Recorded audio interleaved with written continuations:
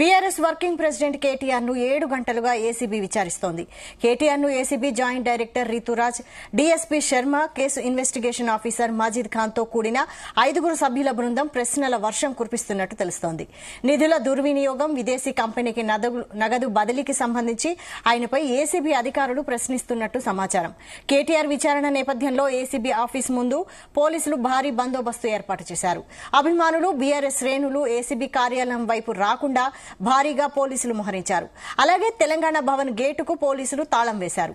CM police command control centre కు రానుండడంతో అటువైపు BRS శ్రేణులు దూసుకురాకుండా ముందస్తు చర్యలు చేపట్టారు.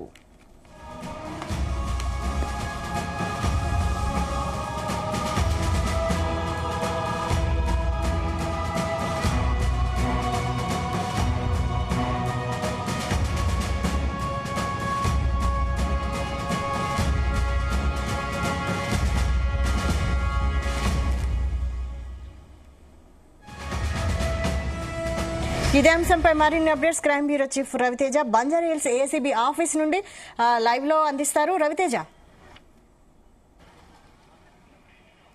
7 గంటల పాటు కేటీఆర్ ను ఏసీబీ అధికారులు విచారిస్తా ఉన్నారు. మొత్తం 5 అధికారుల బృందంతో ఈ విచారణ సాగుతా ఉంది. ఏసీబీ జాయింట్ డైరెక్టర్, ఎస్హెచ్ఓగా ఉన్నటువంటి అధికారులు, ఆ తర్వాత ఈ కేసుకు సంబంధించి ఎవరైతే మొదటి నుంచి ఇన్వెస్టిగేషన్ సాగిస్తా ఉన్నారో 5 బృందం అధికారులు కేసీఆర్ ని మధ్యలో కూర్చోబెట్టి తన ఇచ్చేటువంటి ప్రతిదీ కూడా సమాధానం రూపంలో సిస్టంలో ఆన్లైన్ ద్వారా దాన్ని ఎంట్రీ చేస్తున్నట్టుగా తెలుస్తుంది. కేటీఆర్ మాట్లాడుతున్నటువంటి ప్రతి అంశం వీడియోగ్రఫీ ద్వారా అది రికార్డింగ్ కొనసాగుతా ఉంది. మరోపక్క సిస్టమ్ ఆపరేటర్ కేటీఆర్ చెప్పేటువంటి ప్రతిదీ సమాధానం స్టేట్మెంట్ రూపంలో రికార్డ్ చేసుకుని ఆన్లైన్ ఎంట్రీ కూడా చేస్తున్నట్టుగా సమాచారం అందుతుంది. 7 గంటల పాటు కేటీఆర్ ని ఏసీబీ అధికారులు విచారణ చేపడతా ఉన్నారు. ఇంకో గంట పాటు సమయం విచారణ చేపట్టేటువంటి అవకాశం ఉంది. 5-5:30 ప్రాంతంలో కేటీఆర్ బయటకు వచ్చి ఇక్కడ మీడియాతో మాట్లాడేటువంటి అవకాశం కూడా ఉంది.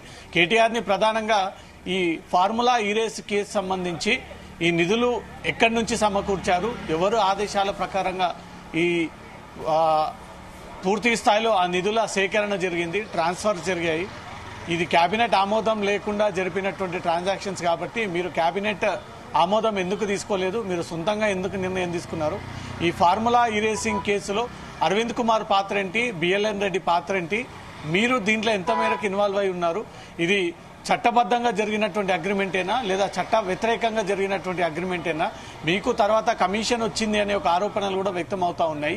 మీరు హెచ్ఎండిఏ అకౌంట్ ద్వారా ఒక బ్యాంకు ద్వారా మీరు తిరిగి విదేశీ కంపెనీలకు ఈ పెట్టుబడులు పెడితే మళ్ళీ వచ్చే ఏడాది వీళ్ళు ఎందుకు ఆ ఈ రేసింగ్ ని నిర్వహించలేకపోయారో, దాని గల కారణాలు ఏంటి, ఆ డబ్బులు ఏవైనా తేడా రావడంతో విదేశీ నిర్వాహకులు దీన్ని వెనక్కి దగ్గర అనే దానిపై కూడా ఆ విషయాలన్నీ కూడా కేటీఆర్ నుంచి రాబట్టేటువంటి ప్రయత్నం చేస్తా ఉన్నారు. ఉదయం 10:30కు అతను బీఆర్ఎస్ భవన్, తర్వాత 11 గంటలకు ఇక్కడికి చేరుకొని 10 నిమిషాలకు లోపలికి వెళ్లినటువంటి కేటీఆర్ ఇప్పుడు 4 కావస్తోంది. సుమారుగా 7 గంటల పాటు విచారణ చేపట్టి అడిగినటువంటి క్వశ్చన్ ని మళ్ళీ తిప్పి అడిగి దీనికి అసలు ఏం సమాధానం చెప్తాడు అంటూ కూడా ఆ వివరాలన్నీ కూడా సేకరిస్తా ఉన్నాడు. ఈ రోజు సాయంత్రం 5 గంటల వరకు కూడా విచారణ సాగేటువంటి అవకాశం ఉంది. ఇదే అంశం పైన కేటీఆర్ గతంలో హైకోర్టుని ఆశ్రయించారు. హైకోర్టు ఈ విషయంలో ఖచ్చితంగా ఏసీబీ అధికారులకు సహకరించాల్సిందే, ఈ విషయంలో మీ పేరుని కానీ ఈ కేసులు కానీ కొట్టివేయలేమంటూ కూడా గతంలో హైకోర్టు ఈ రకమైనటువంటి ఆదేశాలు ఇచ్చింది.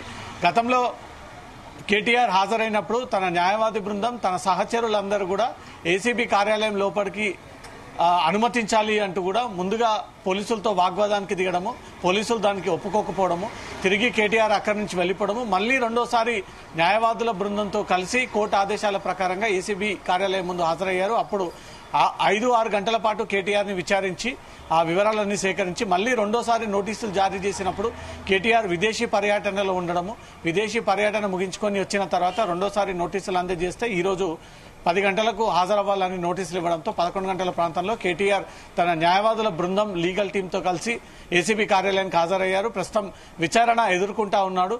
కేటీఆర్ ఈ ఫార్ములా కేసుకి సంబంధించినటువంటి ప్రతిదీ కూడా అతని నుంచి ఆ ఇన్ఫర్మేషన్ సేకరిస్తా ఉన్నారు. ఎందుకు ఈ సడన్ గా నిర్ణయం తీసుకున్నారు, ఎవరి నిర్ణయం ఇది, మీరు సొంతంగా నిర్ణయం తీసుకోవడానికి గల కారణాలు ఏంటి, ఈ 44 కోట్ల రూపాయలని ఎవరు అరేంజ్ చేశారు, ఈ ఫండ్స్ ఎక్కడి నుంచి ఉన్నాయి, అప్పుడు హెచ్ఎండిఏ ఖాతాల ఎన్ని డబ్బులున్నాయి, ఒకేసారి ట్రాన్స్ఫర్ చేశారా, విడతల వారీగా ఈ డబ్బులన్నీ కూడా విదేశీ పెట్టుబడిదారులకు పెట్టారా, ఈ ఎందుకు ఈ నిర్ణయం తీసుకొని ఈ ఫండ్స్ ని మిస్యూజ్ చేశారని మీ పైన ఆరోపణలు ఉన్నాయి, దీనిపైన ఏం సమాధానం చెప్తారు అన్నప్పుడు హైదరాబాద్ బ్రాండ్ ఇమేజ్ ని పెంచడానికి అప్పుడు బీఆర్ఎస్ ప్రభుత్వం ఇంకొన్ని పెట్టుబడులు తీసుకురావడం కోసం ఈ ఫార్ములా ఈ రేసింగ్ కేసు అనే ప్రాజెక్ట్ ని ఒప్పందం చేసుకుంది. ఒప్పందంలో భాగంగానే ఈ చెల్లింపులు జరిగాయి. ఎక్కడ కూడా అవకతవకలు జరగలేదు, అక్రమాలు జరగలేదు, దీంట్లో ఇల్లీగల్ జరగలేదు, ఎలాంటి అవినీతి కూడా జరగలేదు. ఇదంతా ట్రాన్స్పరెంట్ గా జరిగింది. అకౌంట్ టు అకౌంట్ ట్రాన్స్ఫర్ మాత్రమే జరిగింది. అది ప్రభుత్వం చేసుకున్నటువంటి ఒప్పందం. హెచ్ఎండిఏ అమలు చేసినటువంటి విధానాన్ని కూడా కేటీఆర్ అన్ని విషయాలని పోలీసు అధికారులకు వివరిస్తున్నట్టుగా తెలుస్తోంది. ఉదయం నుంచి కూడా అరెస్టు చేయబోతా ఉన్నారని ఒక ప్రచారం సాగింది.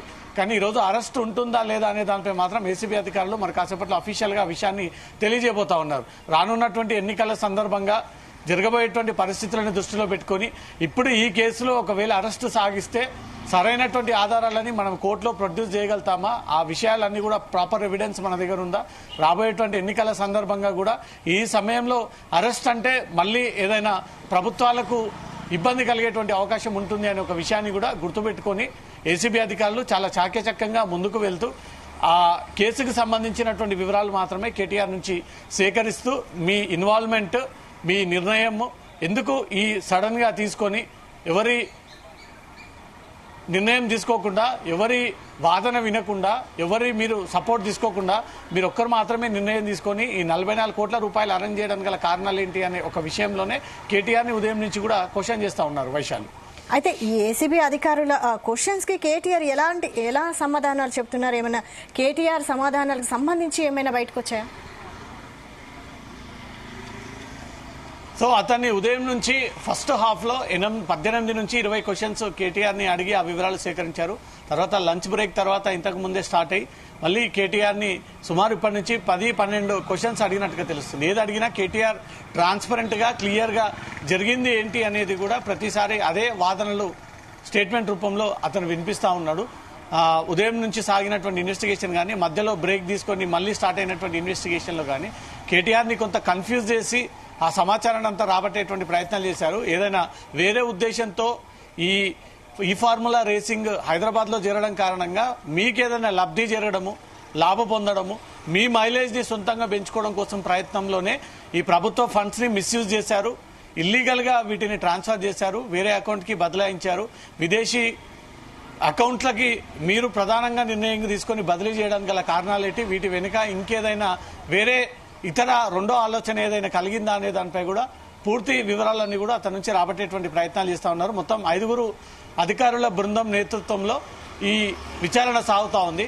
5 కూడా విడివిడిగా క్వశ్చన్స్ ప్రిపేర్ అయ్యి ఆ క్వశ్చన్స్ నే కేటీఆర్ పైన కురిపిస్తూ అతని నుంచి సమాచారాన్ని రాబట్టేటువంటి ప్రయత్నం చేస్తా ఉన్నాడు. ఎక్కడ కూడా కేటీఆర్ తనకు తెలియకుండా జరిగింది, ఇది ఇల్లీగల్ అని, ఇది అవినీతి అని, ఇది అక్రమం అని ఆ రకంగా కాకుండా ప్రాపర్ గా జరిగినటువంటి ఒప్పందం ఏంటి, ఎన్ని సంవత్సరాల పాటు వీళ్ళు ఆ ఒప్పందం చేసుకున్నారు, ఎప్పుడెప్పుడు హైదరాబాద్ లో ఈ రేసింగ్ నిర్వహించాలనుకున్నారు, ముందుగా ఎంత అమౌంట్ ని డీల్ చేసుకున్నారు, అగ్రిమెంట్ ప్రకారంగా ఆ ఆధారాలు, ఆ వివరాలు, ఆ ఇన్ఫర్మేషన్ అంతా కూడా ఏసీబీ అధికారులకు కేటీఆర్ సహకరిస్తా ఉన్నాడు. ఆ విషయాలన్నీ కూడా తెలియజేస్తా ఉన్నాడు.